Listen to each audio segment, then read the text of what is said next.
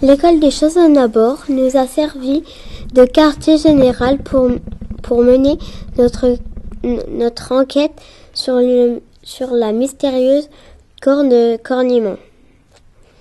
C'est là que nous avons interviewé de nombreux habitants pour recueillir leurs témoignages. Et là où nous avons effectué la majorité de nos recherches. C'est-à-dire c'est une corne qu'on a trouvée là, qui était assez remarquable parce que elle était d'abord, il faut l'identifier, c'est une corne d'auroch, c'est pas une corne habituelle, c'est une corne d'auroch. C'est une corne, hein. C'est une corne comme une corne de vache, mais un peu plus grosse, quoi.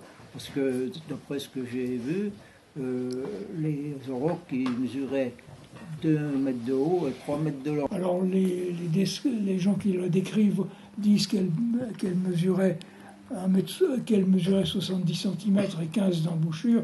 Elle mesurait, paraît-il, 70 cm de long et 15 cm de diamètre à la base. C'est pas tout à fait vrai. Pour moi, c'était plutôt 60 et 12 d'embouchure à peu près.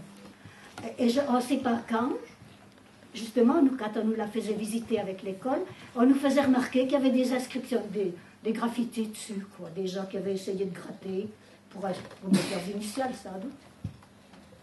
Elle était un peu gravée à certains endroits, il y avait des petites gravures, des petites sculptures. La corne de l'auroch est devenue une magnifique trompe de chasse appartenant à un royal chasseur qu'était Charlemagne. Et puis elle était embouchée d'argent, l'endroit où on soufflait était d'argent. Elle a été égarée dans nos forêts pendant certainement longtemps et elle a été retrouvée par quelqu'un de Cornimont et gardée avec soin dans le village.